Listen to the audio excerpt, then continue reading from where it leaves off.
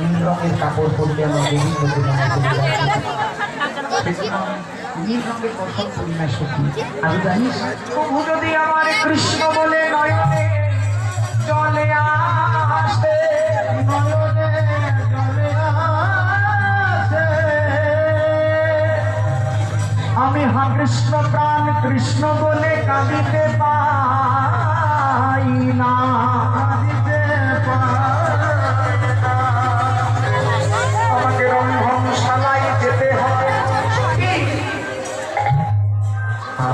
রন্ধনশালায়